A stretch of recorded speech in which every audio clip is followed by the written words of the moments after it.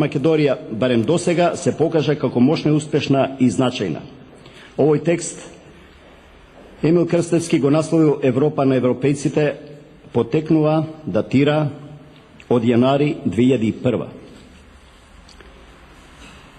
На крајот од денот од овој наметнат спор околу името од страна на нашиот јужен сосед, очигледно бара политичко решение со сите расположили средства и капацитети, за да можеме конечно бебето од катран да го оттурнеме од нашите раце и на патот кон европските и евроатлантските интеграции да не стоиме со двете нозе во еден чевел. Поентира во колумната од ноември 2008 година авторот Емил Крстевски.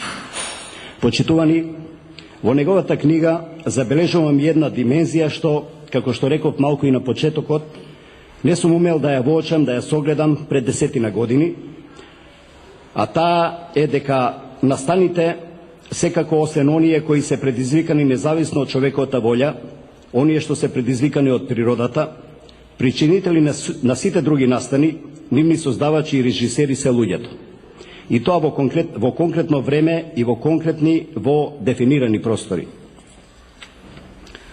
Со препрочитувањето на своите написи, колумни, интервју, анализи, Емил Крстевски остава траен отпечаток од настаните предизвикани од луѓето. Отпечаток за нивните делотворни решенија, но и отпечаток за евидентните последици токму по луѓето, по нивните заедници наречени општества и држави. На високо професионален стил Емил Крстевски зборува, регистрира, посочува, цитира, интервјуира и бара одговори, токму од одговорни луѓе. Од личности со конкретни заложенија на кои заедниците им довериле обврски да решаваат во името на другите. Во името на сите други луѓе кои не се занимаваат со политика, а кои од политичарите, од дипломатите исто така, очекуваат кога тие не ги решаваат конфликтите, тогаш барем да не создаваат настани, да не создаваат ситуации чии последици ги допираат и ги засегаат сите. Со посебен новинарски сенс, со култивизира речник и со јасна мисла, како и со дипломатски субтилитет, Емил Крстевски умее кај читателите да испровоцира и да предизвика убедување дека тие настани, што обично ги нарекуваме политика, а кои продуцираат конфликти, војни, национализми, не се производ на цунами зад кој стои природата со својот непредвидив карактер. Тоа се сепак поединци обезбедени со високи општествени позиции од нашите изборни гласови.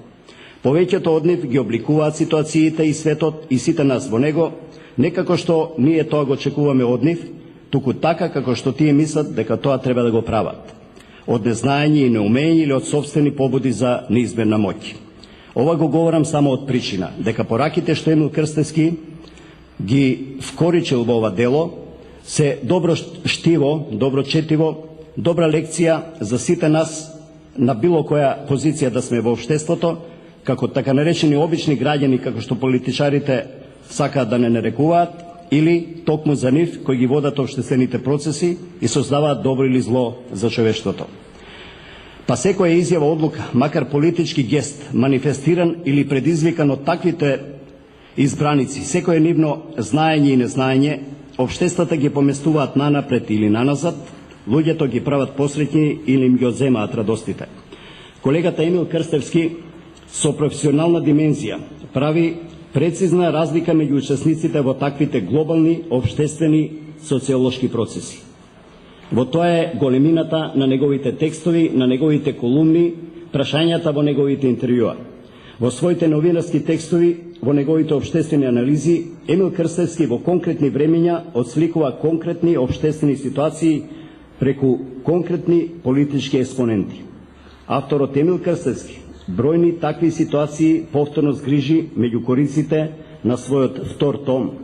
Му подари оптимистички наслов «Ново поврзување на Европа». Неговата книга, почитувани, од овој момент се промовира во труд со историски факти. Факти за конкретни ситуации, за конкретни луѓе. Стовите во новото поврзување на Европа се полемика за сегашните и зидните проследувачи и аналитичари на настаните и на процесите регистрирани во времињата. Неговата книга е сега факт, кому ја посветуваме оваа вечер.